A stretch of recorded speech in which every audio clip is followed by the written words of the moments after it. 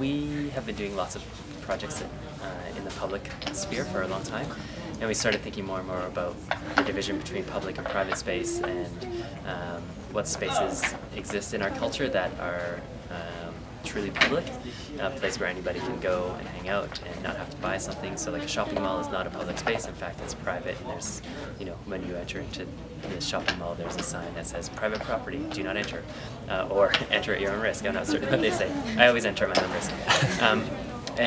So we decided basically that the library was one of the last places in our culture where anybody could go, that was truly public, and the reasons for being here weren't about purchasing things, and instead it was about either congregating or borrowing things, and that kind of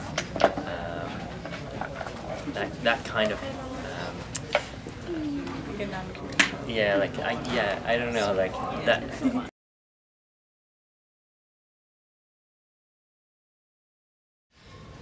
We've been kind of thinking and working on this project for 2 years now.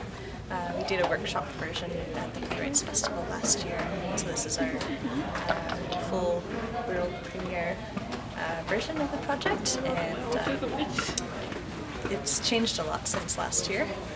This year there's much more of a craft element to the project, so people, I think, put themselves into the project much more.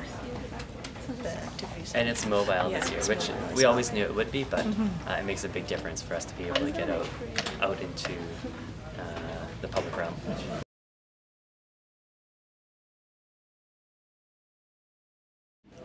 I suppose it's more than just being cool.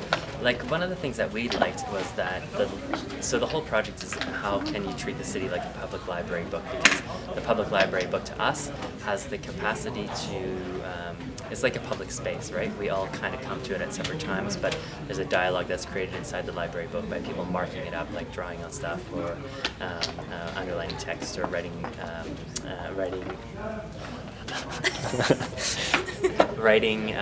in the margins and that sort of thing.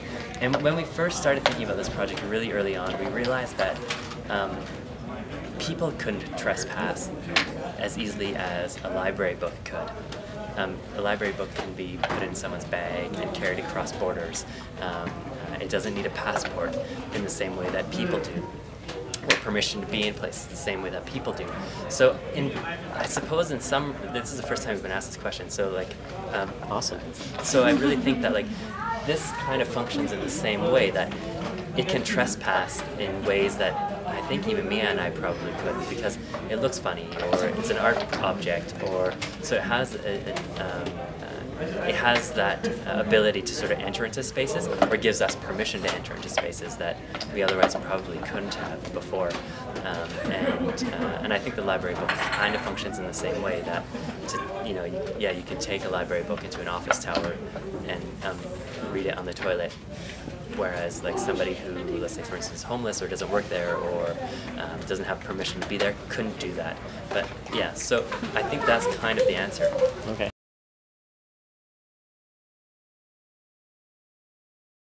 Like, we've had a long working relationship with Vicki, who's the artistic producer of the festival, and it seemed like a natural fit to us in a lot of ways to work with them. We were really interested in the excitement that ATP had to start taking work out of the theater and putting it into a different realm, and being able to work with Vicki in sort of a dramaturgical way.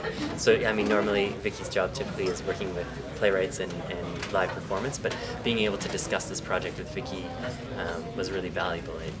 It sort of allowed us to always and continually crack the project open and think about new ways to do the project, and new things to do with it and that sort of thing. So I think it comes down to that relationship with Vicki, but it goes beyond that. Initially it was that, and now it goes beyond that in terms of working with the production staff and Riley, who built the cart for us and that sort of thing. I don't think we could have done it ourselves.